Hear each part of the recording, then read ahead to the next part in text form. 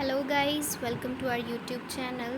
So today the topic for discussion is appendicitis. Before starting the video, please like, share, subscribe our channel. So what is appendicitis? Appendicitis is a condition related to appendix. So starting with the definition, appendicitis is an inflammation of the vermiform appendix that develops most commonly in adolescents and young adults.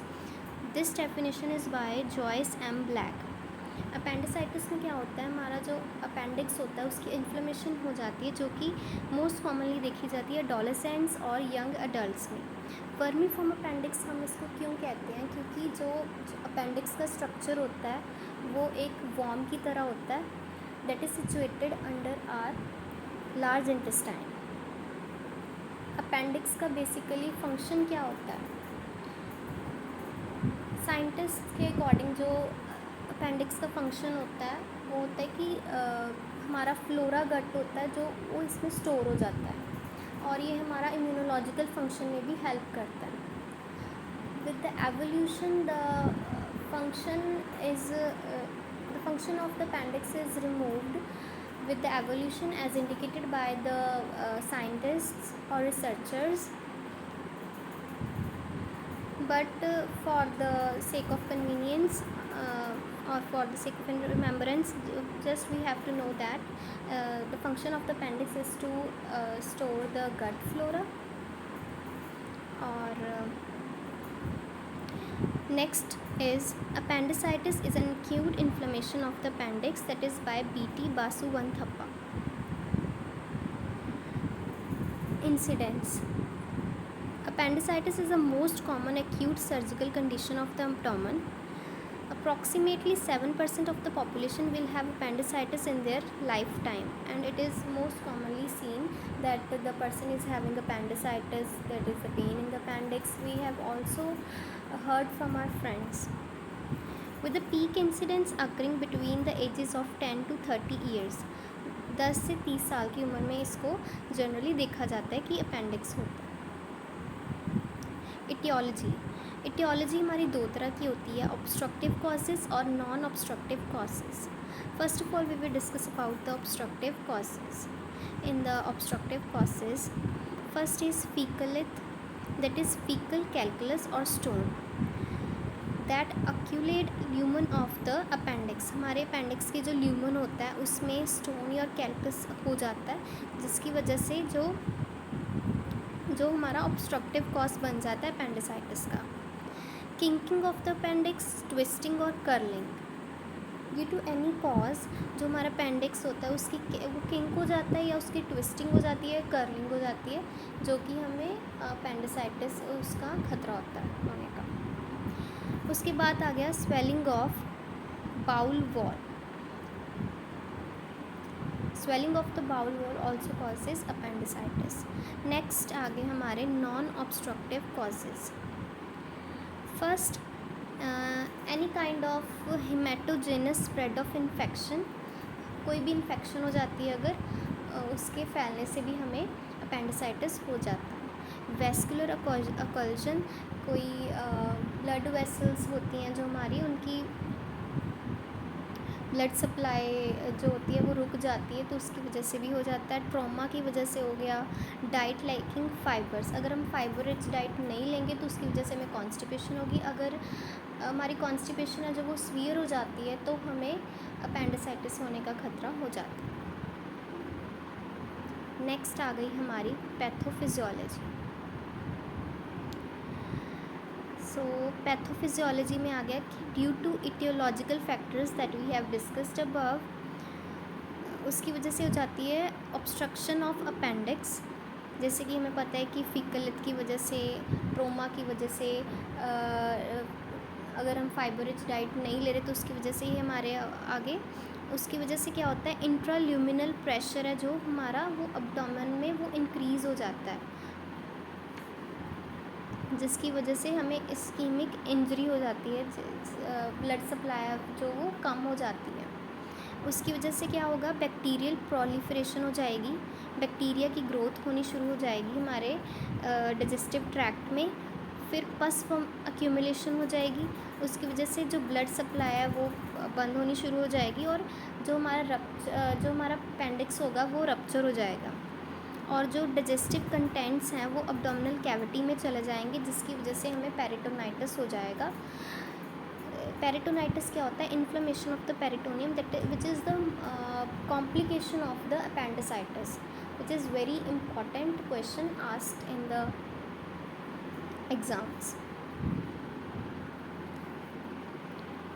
Next आ गए हमारे clinical features. Clinical features सबसे पहले क्या आ गया? Pen.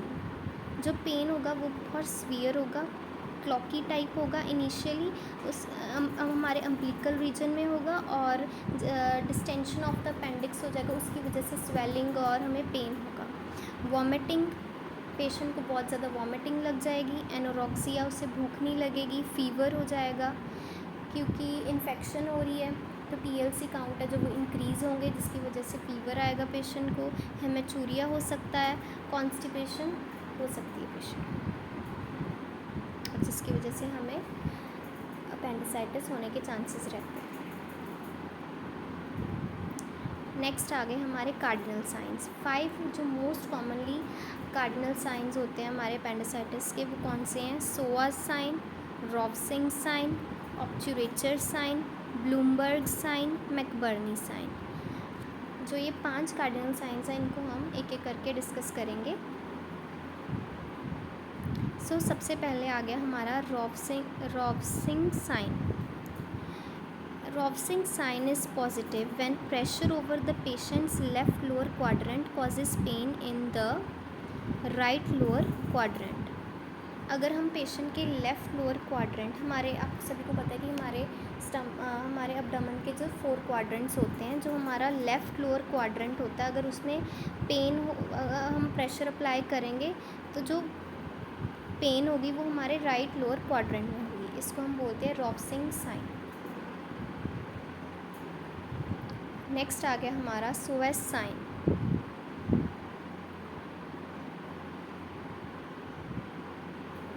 सोएज sign हमारा क्या होता है? Psoas sign is a right lower quadrant pain that is produced with the patient extending the hip due to inflammation of the peritoneum. Straightening out the legs causes the pain because it stretches the muscle. इसमें क्या होता है? जो patient है वो left side में लेटा हुआ है और अगर वो राइट लेग की एक्सटेंशन करवाने की कोशिश करता है तो उससे क्या होगा? उसको पेन होगी। और या फिर अपनी लेग्स को स्ट्रेच करने की कोशिश करेगा तो उसको पेन होगी। ठीक है, ये हमारा इसमें क्या होता है? इन्फ्लेमेशन ऑफ द पेरिटोनियम की वजह से उसको पेन होती है। ये भी हमारा पॉजिटिव कार्डिनल साइन है अपेंडिसाइटिस का। नेक्स्ट आ गया obturator's sign. Pain on the passive internal rotation of the flexed hips. Examiner moves lower leg laterally while applying resistance to the lateral side of the knee, resulting in the internal rotation of the femur. इसमें क्या होता है? Patient को हमने लेटा देना होता है स्पाइन पोजीशन में और जो उसका राइट थाई होता है उसको रोटेट करना होता है और उसकी वजह से उसको पेन होती है।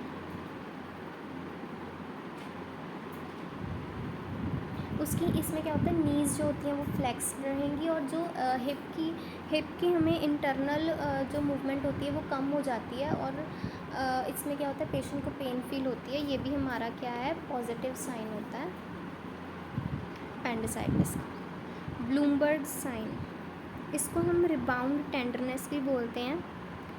इसमें क्या होता है? पेन होती है जब हम प्रेशर अप्लाई करते हैं अब्डोमेन में, इसमें क्या होता है कि जब हम रिमूव कर देते हैं प्रेशर, हम प्रेशर अगर नहीं लगाएंगे तो पेशेंट को पेन फील होगी, अगर हम लगाएंगे तो पेशेंट को पेन फील नहीं होगी। तो ये क्या होता है? Positive Blumberg sign.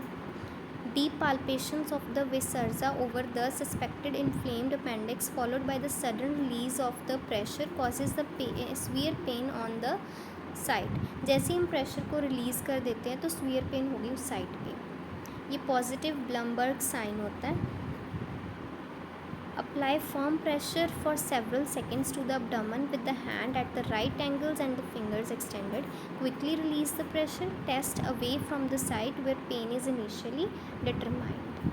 So this is the Bloomberg sign. Next is the McBurney sign. This is the very important sign in the acute appendicitis. McBurney's point is the 2/3 away from the umbilicus to the anterior superior iliac spine. जो हमारा pelvis होता है उसका एक point होता है anterior superior iliac spine, और उससे जो हमारा अम्ब्लाइकस होता है उससे 2/3 away from the anterior superior iliac spine यहाँ पे होता है हमारा मैकबर्नी पॉइंट. इससे हम कैसे पता लगाते हैं? पेशेंट जो होता है वो स्पाइन पोजीशन में होता है, उसकी नीज़ जो होती हैं वो फ्लेक्स्ड होती हैं और एब्डोमिनल मसल्स होती हैं वो रिलैक्स होती हैं. हमें पालपेट करना होता है deeply and slowly in the right lower quadrant over McBurney point located about 2 inch from the right anterior superior iliac spine on a line between the spine and umbilicus. हमें pain और tenderness अगर feel हो रही है patient को तो वो positive है sign and indicates appendicitis. So this is very important sign in the appendicitis, that is McBurney sign. It is frequently asked also in the exams. Other signs include cuff tenderness, indicates inflammation of the parietal peritoneum, guarding and rigidity present in the right iliac fossa. Rectal examination, there is tenderness in the right rectal wall. Per vaginal examination, presence of ovarian mass, tenderness on movement of the cervix. So ये सब examine करके हमें appendicitis का पता चल सकता है. Next आ गया हमारा मर्फी स्ट्रेट. पेशेंट को पेन होगी followed by vomiting and then fever, that is called Murphy straight of syndrome of appendicitis, that is Murphy syndrome. So vomiting, pain and fever, this is a Murphy's triad. Next, clinical stages that we will discuss in our next video. So अगर किसी को कोई भी doubt है तो वो comment section में हमें क्वेश्चन कर सकता है. Thank you.